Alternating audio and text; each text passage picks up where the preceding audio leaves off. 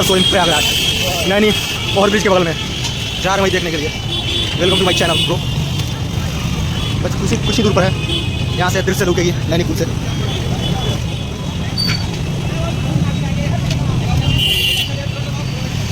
अरे मतलब लिखी देखा था लाइट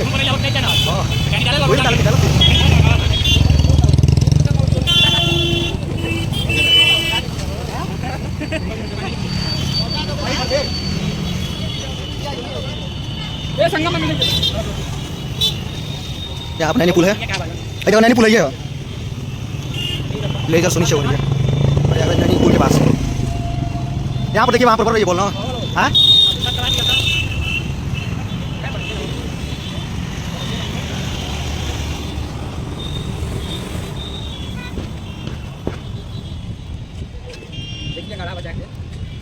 बोलिए और चलिए तो आगे पड़ी पहुँचने वाले हैं जो कि नीचे हो रही है। यहाँ पर नैनीपुल है, उसकी सुंदरता काफी है।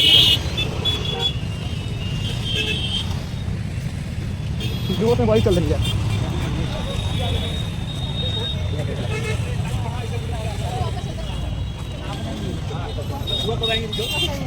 आएंगे नहीं हो गया, अब ऐसे ही जा रहे हैं भीड़ में।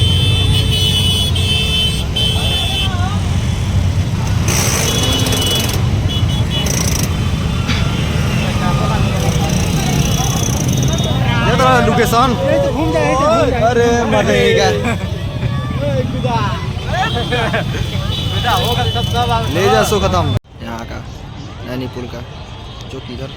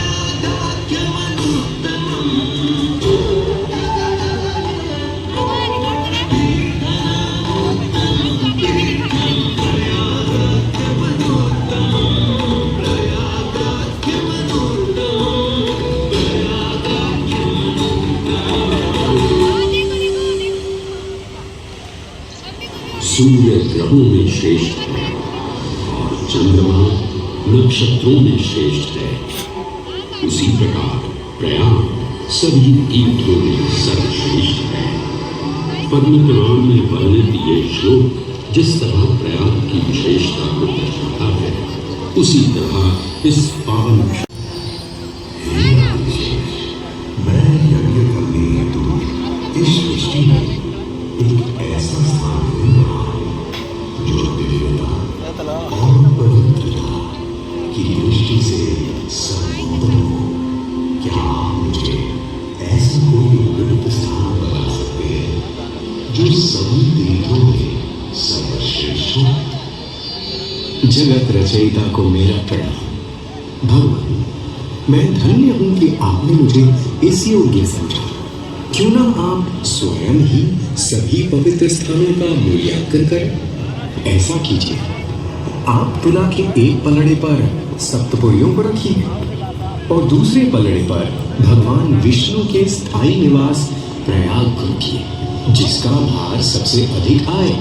मेरे विचार में वही सर्वश्रेष्ठ तीर्थ होगा।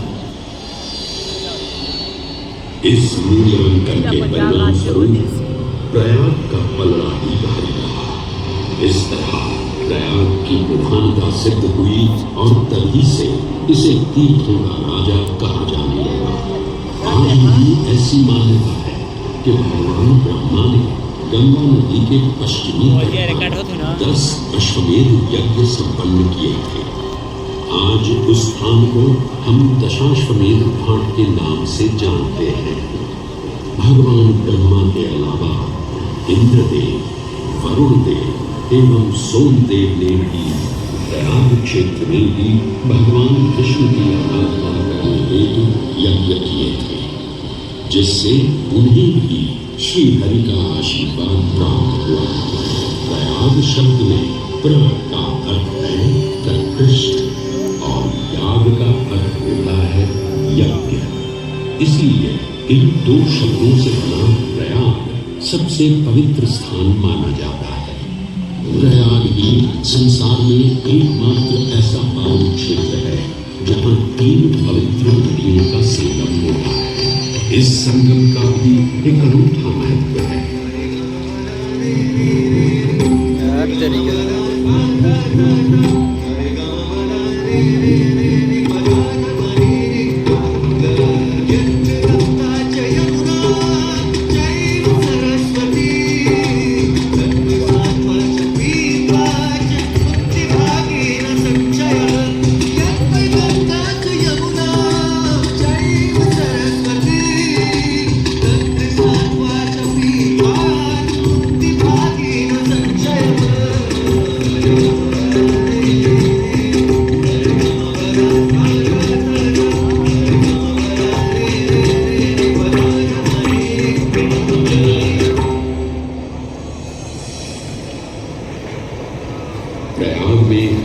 गंगा, यमुना और सरस्वती जैसी 3 सबसे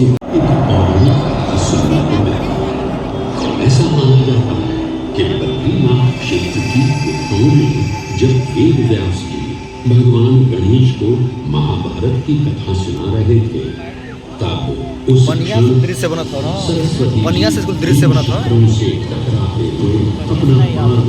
मेरा पनिया मारता ना तो मेरा पानी मारता, वही पर लाइट बढ़ता ना तो इफेक्ट पड़ता। इस तेज बहाव से उत्पन्न होने वाली तेज ध्वनि वेद व्यास जी का ध्यान भंग कर गई। इसलिए महर्षि वेद व्यास जी ने सरस्वती जी से वेद को कम करने का आग्रह किया, परंतु उनके अनुरोध उपरांत भी जब सरस्वती नदी के वेग एवं ध्वनि में कोई कमी नहीं हुई, तो उन्होंने क्रोधित होकर सरस्वती जी को श्राप दे दिया और कहा कि वे अब धरती के भीतर यानी कि पाताल लोक में प्रवाहित होंगी। तब से ये माना जाता है कि हिम शिखरों से उद्गमित हुई सरस्वती नदी उत्तराखंड के माना गांव से आगे अपने अदृश्य रूप में प्रवाहित होती है। आगे चलकर यदि अदृश्य रूपी मां सरस्वती प्रयागराज में गंगा एवं यमुना नदी से मिलकर त्रिवेणी संगम को पूर्ण करती है। ये प्रयाग नगरी पवित्रता का उद्गम है, जिसके अंश हमें वेदों एवं पुराणों में भी मिलते हैं, जिनमें वर्णित है सुरों असुरों द्वारा हुआ समुद्र मंथन। अमृत प्राप्ति के लिए सुरों और ऋषि दुर्वासा से ये अपमान सहन न हुआ और उसी क्षण क्रोधित हो उन्होंने इंद्रदेव को श्राप दे दिया।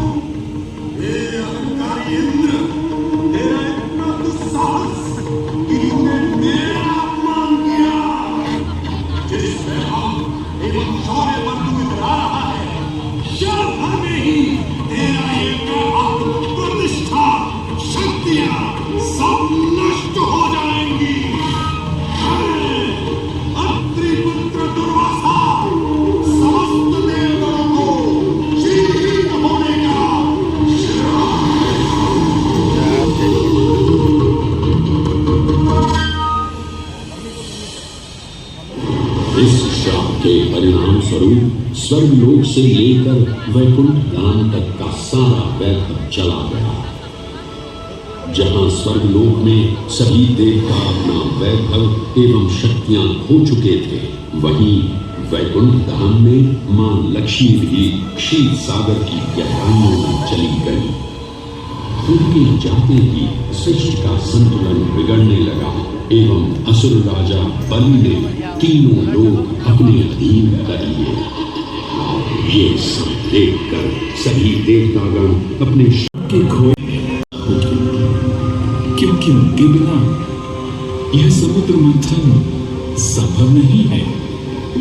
जैसे आपकी आज्ञा करो, हम करने के लिए तैयार। देवताओं और असुरों ने एक मत होकर क्षीर सागर का मंथन करना स्वीकार किया। जहां मंदार पर्वत मथनी के रूप में आए तो वहीं वासुकी नाग को नेत्र की भूमिका मिली। भगवान विष्णु ने स्वयं कुर्म अवतार धारण कर मंदार पर्वत को उसका आधार प्रदान किया। क्षीर सागर को मथना शुरू किया गया और 14 रत्नों में सबसे पहले ढलाढल विष उत्पन्न हुआ। उस विष के प्रभाव को कोई भी देवता या असुर सहन करने में समर्थ नहीं थे। इस कालकूट विष से सृष्टि का विनाश हो सकता था। इसीलिए इस आपदा से बचाने स्वयं देवों के देव महादेव प्रकट हुए और उन्होंने इस विष का पान किया। ये सब देख मां पार्वती ने विष को भगवान शिव के कंठ तक ही रोक दिया। इस कालकूट विष के प्रभाव से महादेव का कंठ नीला पड़ गया और तभी से उन्हें नीलकंठ के नाम से ही जाना जाने लगा।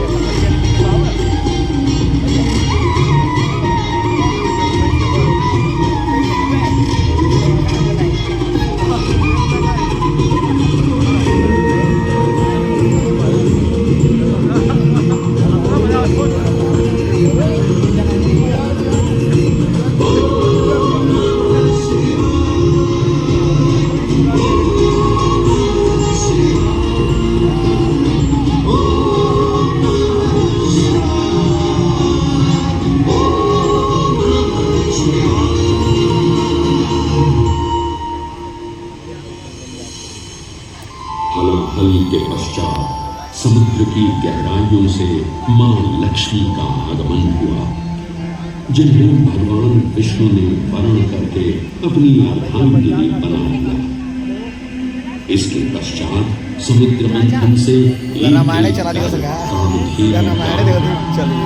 पारिजात वृक्ष, चंद्र, कल्प वृक्ष, अपार सुंदर अप्सराएं, नहीं मतलब बहुत कहानी बटे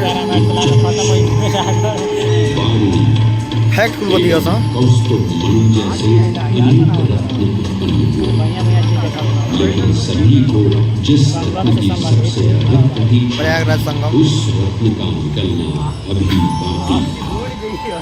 अंततः आयुर्वेद के देव धन्वंतरी अपने हाथ में अमृत कुंभ लिए प्रकट हुए।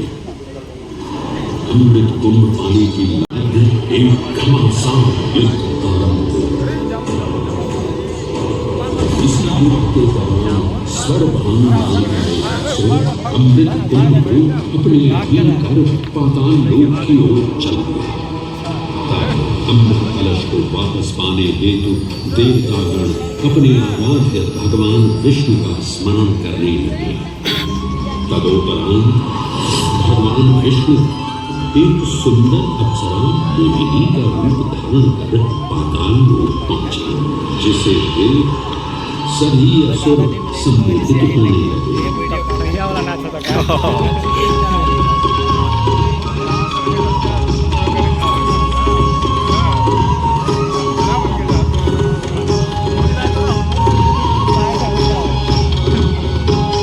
झूम कोई नाच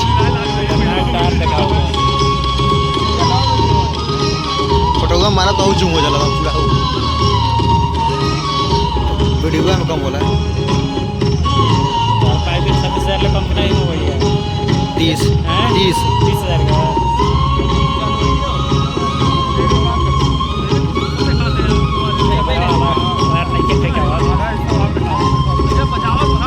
गर्दनिया मच्छर काट लो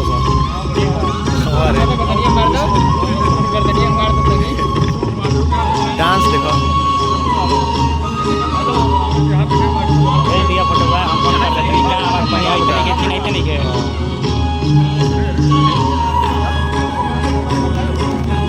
सब माया मैं आपको ये ज्ञात कराने आई हूँ कि अमृत की असली शक्ति और गुण तो कलश के तल में विद्यमान है, जबकि ऊपर तो केवल जल मात्र है, जिसके ग्रहण करने से ज्यादा कोई लाभ न होगा। आप सभी इस अमृत को देवताओं के साथ बांट लीजिए। आखिर आप सभी ऋषि कश्यप के ही तो पुत्र हैं। देवताओं के साथ अमृत बांटने से एक तो आपका वैभव बढ़ेगा और दूसरा जो अमृत का फलदायक भाग है उसे आप ही ग्रहण कर सकेंगे।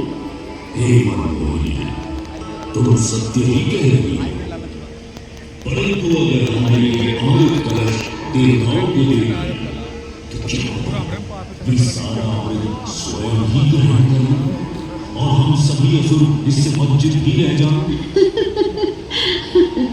आप निश्चिंत रहिए, ऐसा कदापि नहीं होगा। मैं स्वयं ही सभी सुरों और असुरों को अमृत पान करवाऊंगी और साथ ही साथ ये सुनिश्चित भी करूंगी कि अमृत का फलदायक भाग आप सभी को ही प्राप्त हो। बस फिर क्या था, भगवान विष्णु की अपरंपार लीला आरंभ हुई। जहां एक ओर सभी देवतागण विराजे तो वहीं दूसरी ओर सभी असुर। मोहिनी रूप धारण भगवान विष्णु एक एक कर सभी देवताओं को अमृत पान करवाने लगे, जिससे वे पुनः अपनी शक्तियां प्राप्त कर सकें। परंतु स्वर्भानु नाम का असुर जल्द ही भगवान विष्णु की ये चालाकी भांप गया और चुपचाप देवता वेश धारण कर उन्हीं के बीच में जाकर विराजमान हो गया। तब जैसे ही मोहिनी स्वर्भानु को अमृतपान कराने हेतु अग्रसर हुई, ठीक उसी क्षण सूर्य एवं चंद्रमा स्वर्भानु का असली रूप पहचान गए। ये ज्ञात होते ही भगवान विष्णु अपने मूल रूप में परिवर्तित हो गए और एक सुदर्शन चक्र से स्वर्भानु का सिर धड़ से अलग कर दिया।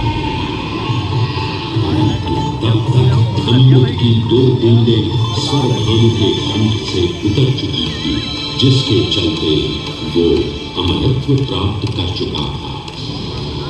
इस तरह स्वर्भानु के कटे हुए सिर के भाग को राहु का नाम मिला और धड़ को केतु के नाम से जाना जाने लगा। माना जाता है कि प्रतिशोध की ज्वाला में जल राहु एवं केतु सूर्य एवं चंद्रमा पर ग्रहण लगाते हैं। इस प्रकार सूर्य और चंद्र पर ग्रहण लगना राहु और केतु का प्रतिशोध माना जाता है। भगवान विष्णु की ये लीला देख सभी असुर अचंभित हो उठे। इससे पहले कि वे कोई प्रतिक्रिया दे पाते, भगवान विष्णु के वाहन पक्षी करुण ने शीघ्रता से अमृत कलश को उठा लिया और अपने साथ लेकर स्वर्गलोक टाइम से याद किया कहते हैं पक्षीराज की इस यात्रा के दौरान पृथ्वी पर 4 जगह अमृत की कुछ बूंदें छलक कर गिर पड़ी थी और इन बूंदों से उन नगरों की नदियों के पानी में अमृत जैसे गुण आ रहे थे। वे 4 स्थान हरिद्वार, प्रयाग, उज्जैन, नासिक है और यही कारण है कि इन 4 नगरों में कुंभ का पर्व मनाया जाता है।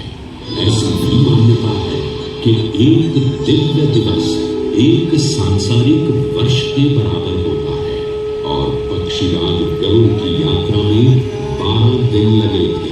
इसीलिए हर 12वें वर्ष में कुंभ पर्व मनाया जाता है।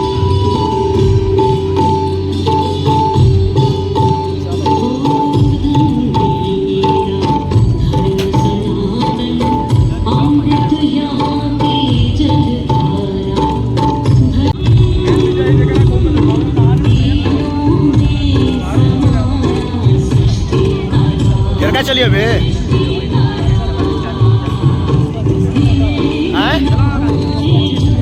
20-25 मिनट 20-25 मिनट चलिए 20-25 मिनट चलिए क्या करके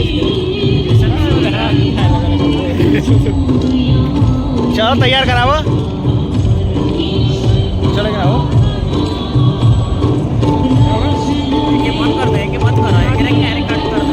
ये संलेखन से सुनिश्चित होता ये कुंभ महापर्व प्रयाग की भूमि पर उसी नक्षत्र में आयोजित होता है 40 मिनट अभी 25 मिनट यहाँ अमृत की बूंदें गिरी थी।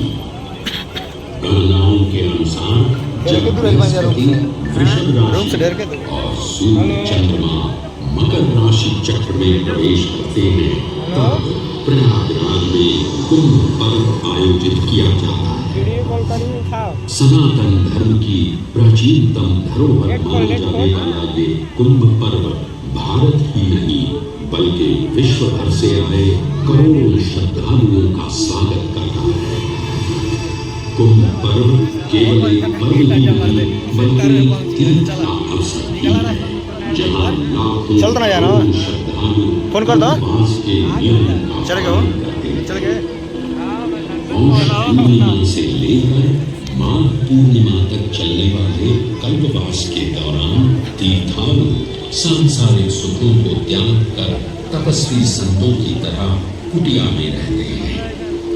उनकी दिनचर्या ब्रह्म मुहूर्त में गंगा स्नान से शुरू हो संध्या वंदना और धूप की पूजा से ये हर वाला रे समाप्त होती है। श्रद्धालु दिन में केवल एक ही बार भोजन ग्रहण कर मानसिक रूप से धैर्य अहिंसा और भक्ति भाव में लिप्त रहते हैं। जय श्री राम खत्म करते हैं यहीं पर अपना वीडियो। हर हर महादेव।